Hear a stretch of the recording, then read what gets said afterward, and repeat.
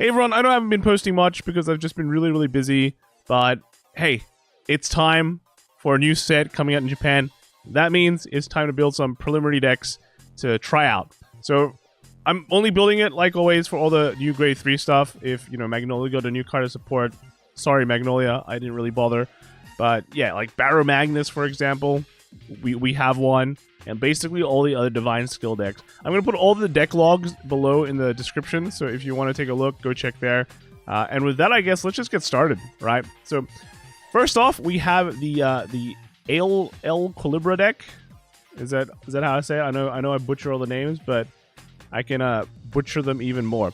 So basically, this deck has this mechanic of overcharge, and if you give those overcharge units some power using L Calibra's effect, they'll get a lot of power and get even more power for no reason, right? It's just free. And this deck can make multi-attack, so it's already really good. That's just how it is. The divine skill of this is that if your opponent's grade 3, you can CB1, and then you pick 2 of your rear guards and give them 5k, and then if you opponents have 4 less damage, you ping 1 damage, and your opponent's damage check for that one is negative 10k power as well. So if they get a trigger, it becomes 0 power. They get the over trigger, you just cry and go play another game. It is what it is. It is what it is. So, ideally then, what you want to do in this deck is you just want to run a bunch of overcharge cards. Just put them all in, call it a day, and that's that, right? But if you think about it a bit more, and I did see this on DF stream, so I'm not going to take credit, like, taking credit for text. Isn't that crazy? If you know, you know, right? We're just going to put some of the cool stuff, because if you use your brain a bit, you realize, some overcharge cards are better than the other ones. So, ones that we put 4 of are this one, for example, which is just like a restander, right? Energy Blast 3 restander. It's pretty good, right? It's pretty good. You're getting the more attacks, and having more power on this is just like, it just works out. But then if you think about it, I think there's a grade 3 overcharge card that kind of replaces itself, but it requires Energy Blast 3 as well for the effect. And when you think about it, you're like, but I don't want to spam all my energy and then I can't restand, right? I'd rather save some of the energy for this. But what else is really good to overcharge? So first off, the grade 1s. If you have grade 1s like this guy, if he gets overcharged, he gets 10k.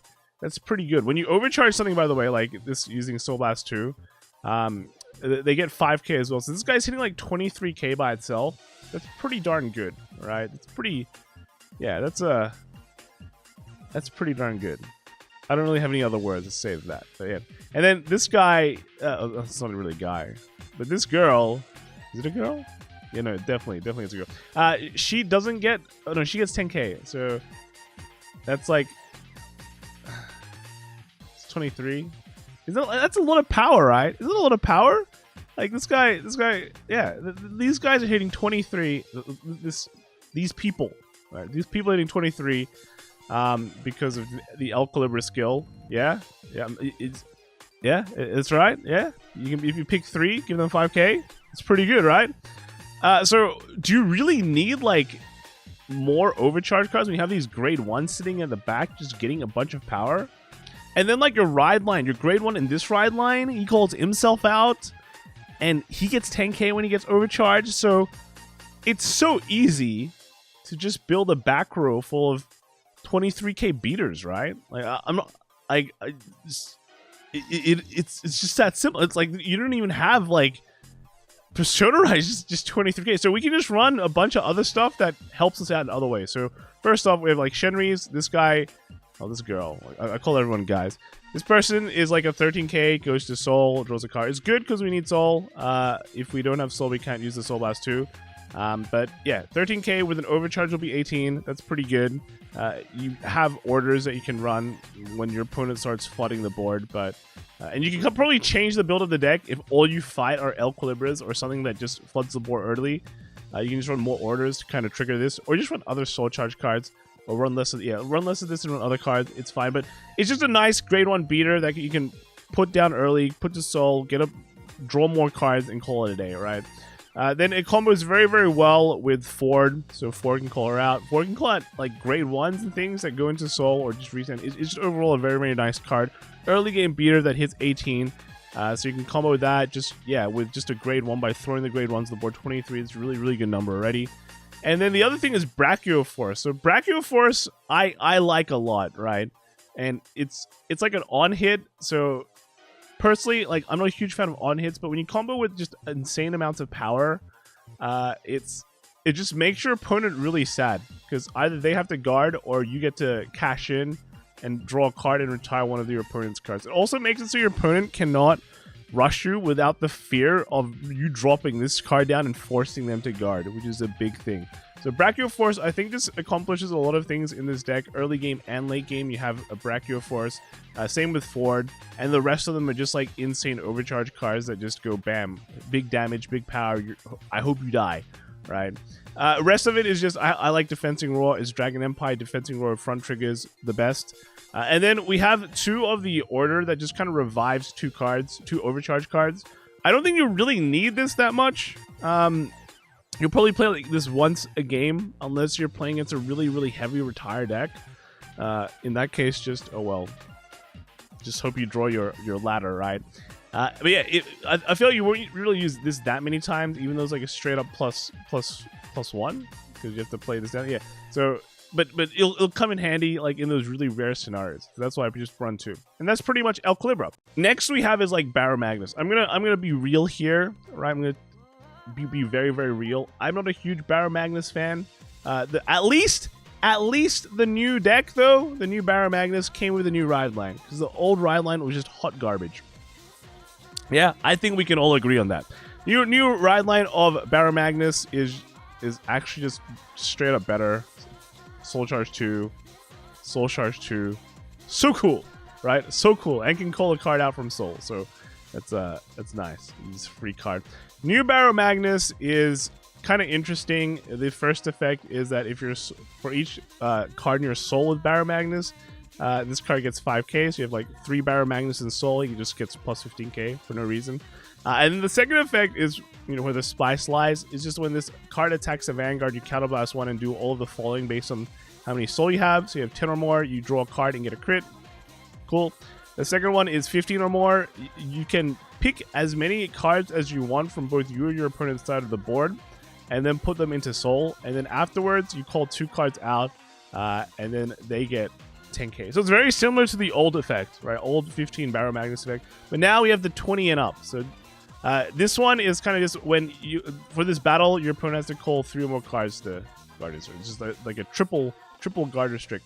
I think when you look at this effect, basically, like old Barom Magnus was you hit 15 or you don't play the game. Like you hit 15 immediately or you don't play the game. And I feel like it's still kind of the same thing. You're not trying to hit 20 on your first stride. You just hit 15. And I think you're good. And at least your ride line kind of helps you build that, right? Because like I mentioned before, Soul Charge 2, Soul Charge 2, you have 3 in there, so you have 7. But then you're likely going to call 1, right? You're likely going to call 1. So you'll be like, you have automatically 6 cards in the Soul. Then that's just where you have to math, right? You go, how do I just get more Soul? There's some interesting new cards that Barom Magnus did get. A lot of the old Barom Magnus support, by the way, doesn't work because they specifically like have the name like requirement of the old Barom Magnus. It isn't until like BT06 when they realized we're never gonna give old Barom Magnus any more support anymore. Like, why are we name restricting so hard? Because the old Barom Magnus sucks. We're gonna print one like 7 sets later or something like that. So after that, that's when you had cards. Actually, no, in DZ-BT04, this guy, well, he doesn't name Barom Magnus. But yeah, after that, the cards work, but even so, they're not that good. But let's kind of look at some of the cool cards. So first off, we have a new grade 2. This is an energy user, for example. This straight up just lets you put 2 cards back to the bottom of the deck. Normal units back to the bottom of the deck, and then you can Soul Charge 2. So Soul Charge 2, that's the number 2. Very cool. That's what we're looking for. And then you have this card, this new card. This one just lets you grab a card from like the drop and put it into your soul. And then if you're Barom Magnus Vanguard, you get like 5k.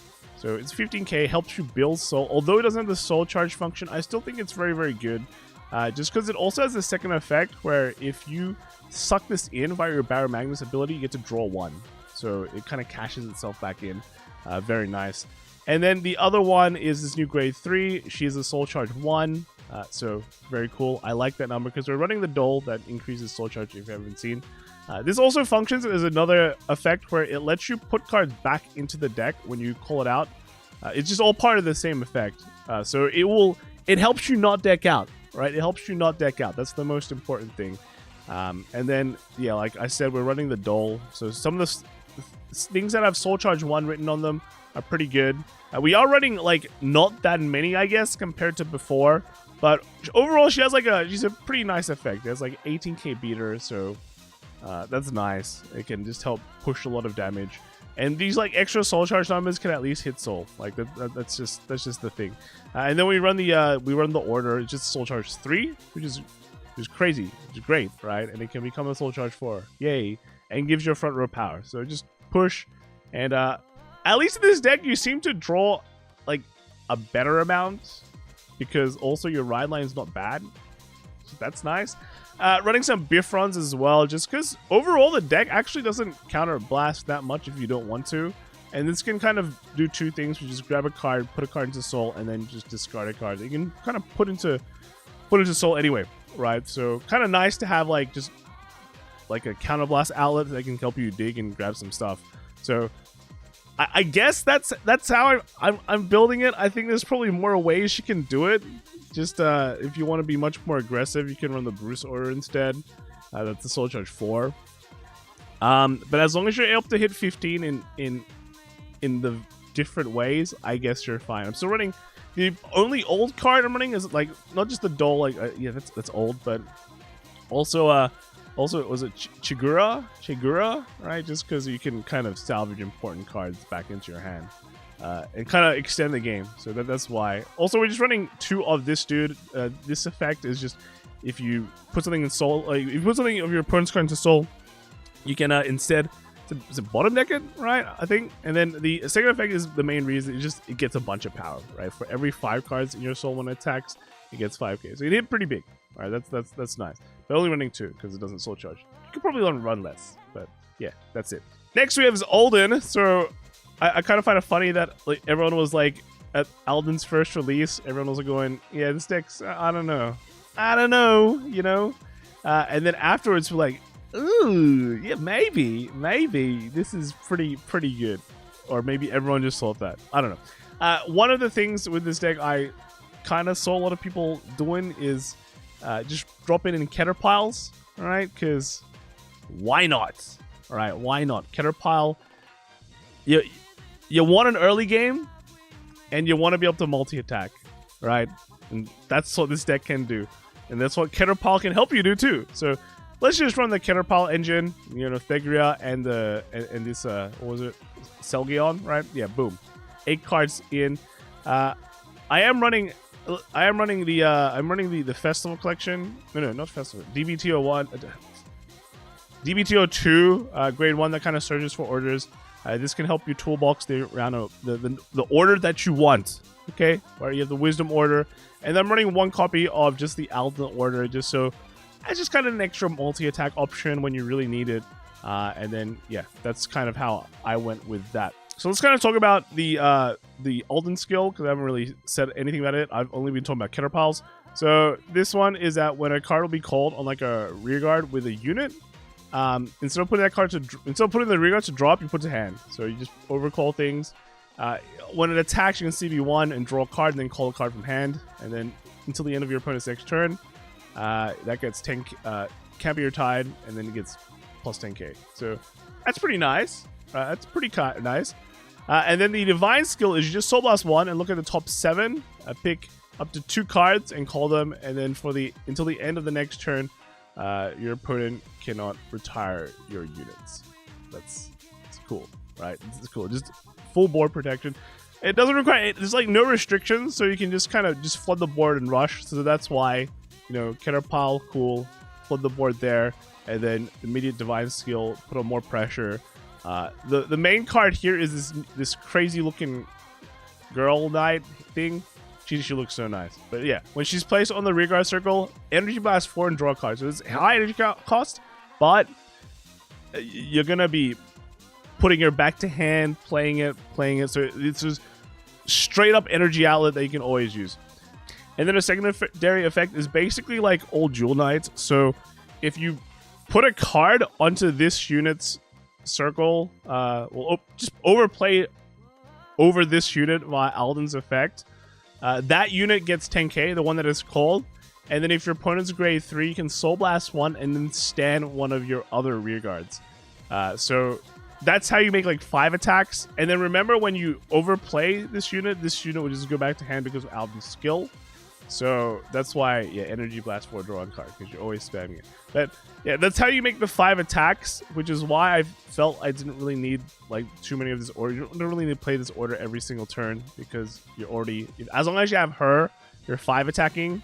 But then I guess if you don't, you're not 5 attacking, because this one does require CB as well. So yeah, that's kind of the gist of it. I see a lot of people not running this card, even though I like it a lot. 20k shield, pretty cool when you intercept. So yeah, like, well, 25, like plus 20k shield, so it's like 25. So it's basically started like this really annoying taunt, dude. But yeah, a lot of people don't run it. I can see why, because it might not just stay on the board when your opponent runs like retires and things like that, and you can just put in better space. But other cards I run is just a 13k beater that becomes a 15k beater, a 13k booster that becomes a 15k booster. The named boosters, this one for Alden just Soul Charges 1, which is pretty nice.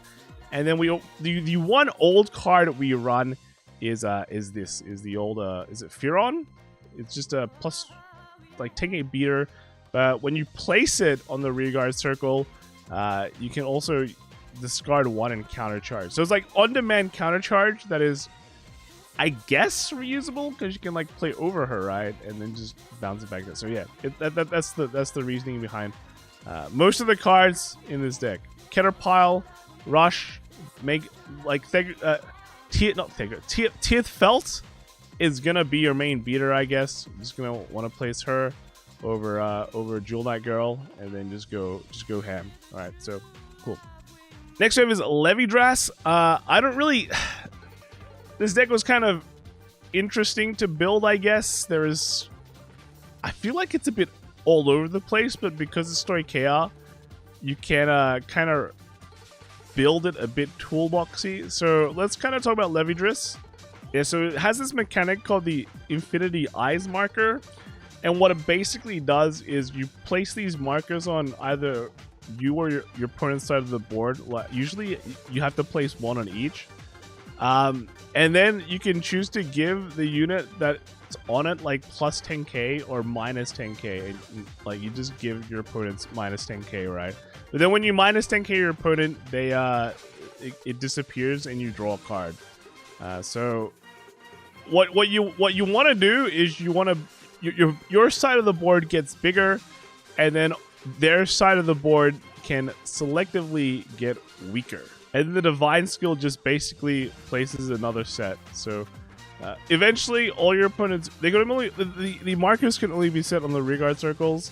So eventually, you'll have 5, and they might not have 5. It depends on how you've been using them.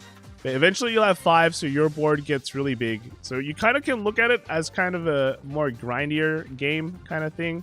And if we want to be grindy, I guess you just run the hostage build. So you run, like, 2 of this. I run 2 of this and just 1 of the set order. So overall, this deck can also make 5 attacks.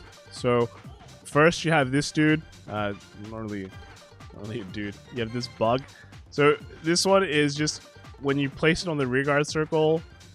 If it's in the same column as a Infinity Eyes marker, you can Energy Blast 3 and look at the top 2 cards of your deck, pick 1 and add 1 to hand, and then put the rest at the bottom, and it gets 5k.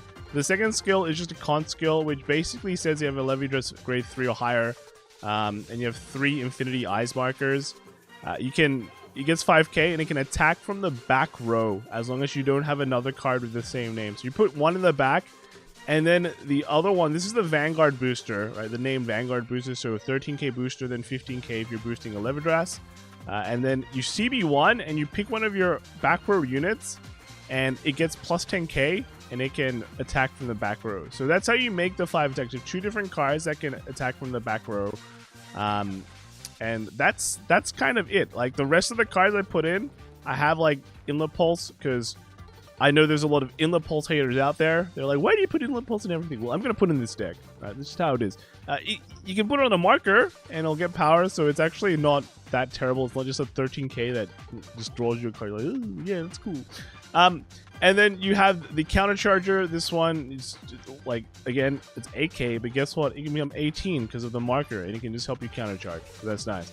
Other thing to consider is that you can run the Dual Nation and make those tokens. So you can even run like Barom Mushrooms and you make like 2 tokens. But because you get Infinity Eye markers, those get +10. So they turn from 5, which is cool in the early game, becomes kind of just useless later on. It's like, oh yeah, 10 + 5, 15. But then they become like 15 by themselves. So they can actually do something. So that's something to consider. I'm running 2 of this just so you can kind of flood the board a bit and then just like push. So that's nice. And then also 4x of this new card. This one just calls a card from the drop zone that is grade 3 or less, as long as you put it in the same color as an Infinity Eye marker.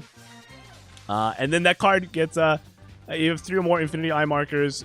That card gets 10k. So like you use this to call something out that gets 10k. I think like either like this bug,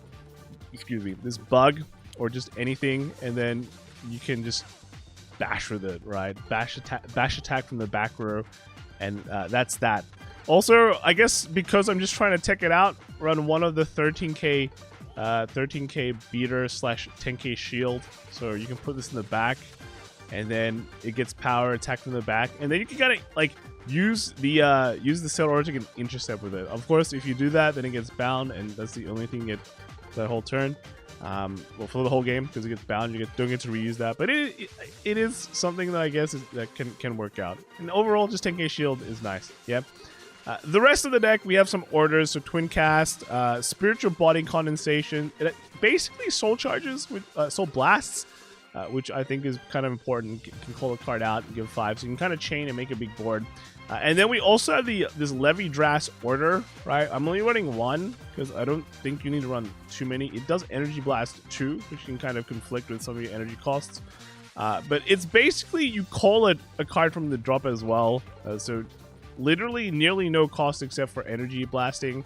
But that card gets power based on the number of Infinity Eye markers in the column. So yeah, it can get pretty big, but I'm only running 1. It serves as a similar function to Spiritual, except Spiritual just gives you way less power, but it doesn't a Soul Blast or anything like that. It just uses energy. So that's that. That's pretty much that deck.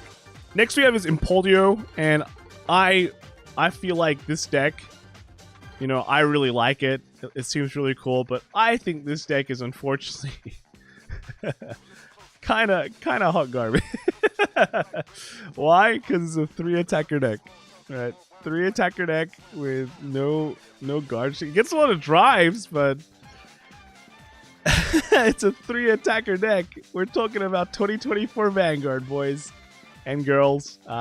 3 attacker deck needs to do something insane, but so far maybe not. Okay, the main gimmick of this deck is that it makes something called this self-modification gauge, right? We don't really have that here because it's like a token card, but let's take a look at what it does thanks to our wiki.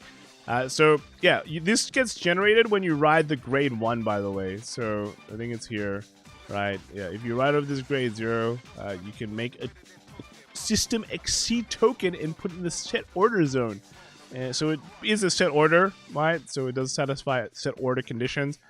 The effect of this is that it has a multiple effects. They're all very long. So the con effect is that you cannot ride grade 3 or greater units without Impio in their card names, and you may have self-modification gauges.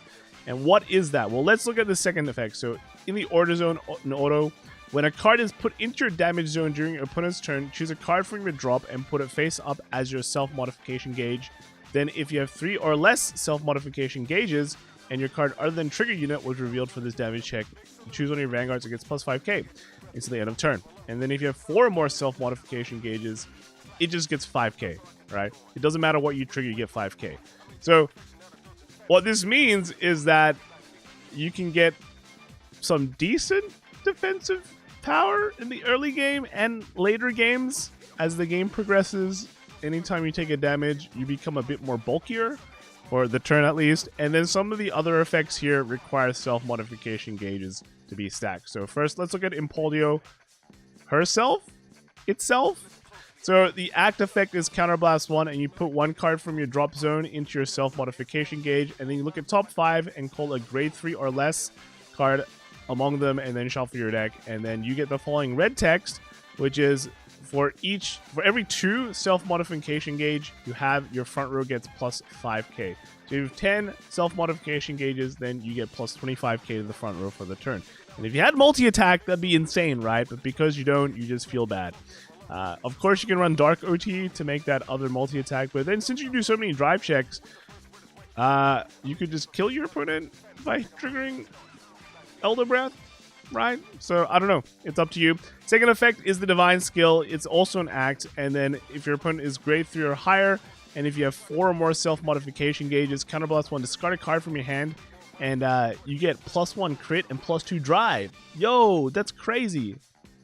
So you can get quad drive for this, and then you have the other grade 3 here, which is pretty cool. So this one, first effect, if you have 2 or more self-modification gauges, it gets +5k, and if you have 8, then this card's drive check cannot be decreased by effects. Whoa, what does that mean? So the second effect is that when this card attacks, if you have 4 or more self-modification gauges, and you haven't drove check with a rear guard yet, you can Counterblast 1, and this card can drive check with drive -1, and then at the end of the battle, it will bind itself. So if you have 8, then you get twin drive. You don't lose drives. So that's cool, right? You get you can get up to 4 from your Impio, and then 2 from here, and then every turn basically, even without the Divine Skill, you ideally have 4 drive checks, which seems pretty cool. And then the other cards that require self-modification gauges is that I'm running at least is this Dragon. It's if you have 4 more self-modification gauges, it gets +50k shield, so that's nice and bulky. And then when it attacks, you can Soul Blast 1 as well, and it gets +5. But then if you have 5 or more gauges, it gets +15 instead. So it's just big tanky boy right there, does everything. So that's crazy. It's good. And then the other one is this Gather 2 that I run. Is just if you have 4 more self gauges, you get 10k. So like an 18k beater. Ideally, you can just like boost with it or move it up, and then it'll just be a beater. So that's it. My theory of the deck is that you really don't need boosters because your front row is just so massive anyway. Who cares? So other things that I'm running is 4 of the energy cycler, because Brandgate needs this card to go up, right? Because Brandgate has so many outlets for energy that this card is not needed, but this one doesn't. So here it is. We run 4 of this, which is nice. I think I talked about the banana, did I? It's hostage, right? It's the hostage set order kind of thing. If we want to play grindy game, let's grind. Let's grind it out, right? Honestly, it's kind of nice to just kind of filter out your deck. It makes more set orders, which is important, because we're also running, I guess, 2 of this. This requires like 2 set orders for the +5k. The second one effect doesn't, which is probably the main thing. Can help you dig for a bit more, but yeah, more 2s. Banana guys also taking a shield, so tanky, very nice. And then just everything gets big power, right? Because of Impio's skill. Only running 2 of the Dual Nation. I mean, it's nice. You can put cards back to delay your demise due to deck out, but it can also serve as at least some kind of early game, some kind of call and just like push, right? So that's it. Like that's pretty much. You can probably run more of this if you want to. Run even less grade 1s. I'll have 4 Bulbabeam as well. 4 Bulbabeam. In case you run a CB, you probably will. You like use 2 every turn, so just run 4 Bulbabeam. Yeah, that's pretty much Impio. I feel like this deck really won't do anything or make a splash until we finally get a multi-attack. So that's probably where the PR is going to be. It's going to be a multi-attack with guard restrict, blah blah blah. Like create a card, city. And then the last deck that we're featuring is Leisha Fail. Right, this is basically MLB. If you look at it, I guess. Quick breakdown of her effects. So when this person is not boosted, so it's like Alfred.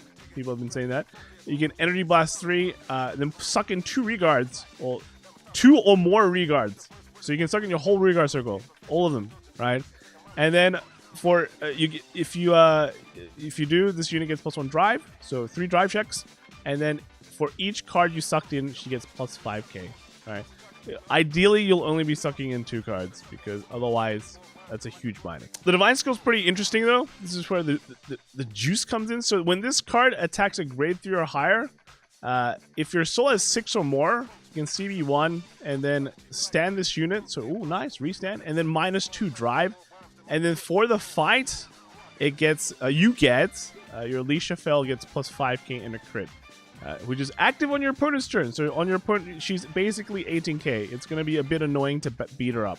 And she also gets a crit. Now, the restand is only once per fight, though, which is important. And you kind of want to fire off this skill as soon as possible, right? Because you want to be able to cash in on that defensive power, and then you'll kind of be playing like crit Vanguard for the rest of the game. So pretty interesting, right? Pretty interesting. The stuff that we're running with her is she has multi-attack, so she's already better than Empoleon. This blue girl does multi-attack.